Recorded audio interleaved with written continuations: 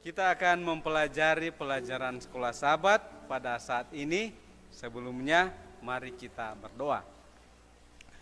Bapa di sorga, urapi hambamu dengan kuasa Roh Kudus-Mu supaya boleh menyampaikan kebenaran firman-Mu lewat pelajaran sekolah Sabat.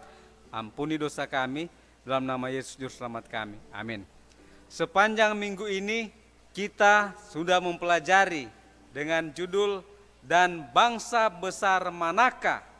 Jadi kita sudah mempelajari tentang jangan tambahkan atau kurangkan, itu adalah hukum Tuhan atau perintah Tuhan. Kemudian di Baal Peor kita sudah mempelajari dan berpaut pada Tuhan Allahmu. Dan hari ini Rabu 3 November dan bangsa besar manakah.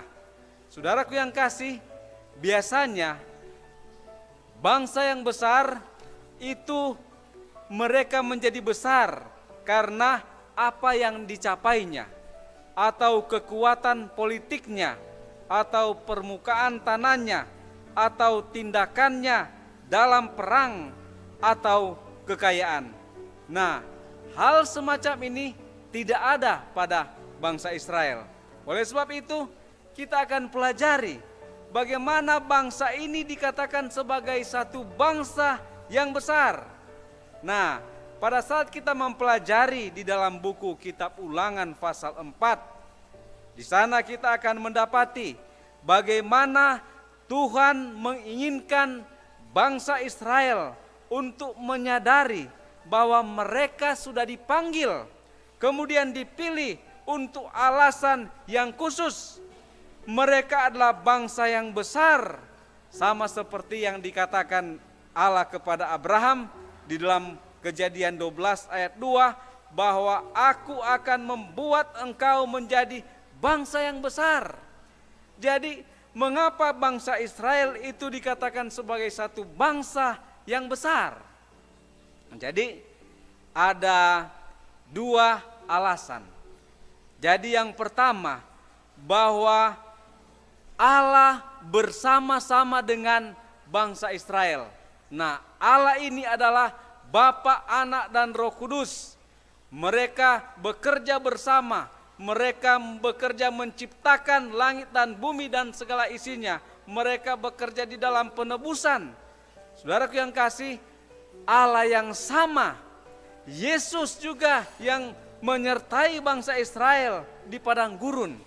Makanya di sana dikatakan bahwa lewat bait suci, bahwa Allah akan tinggal bersama-sama dengan mereka. Allah yang berbeda dengan Allah-Allah bangsa lain yang terdiri dari ciptaan.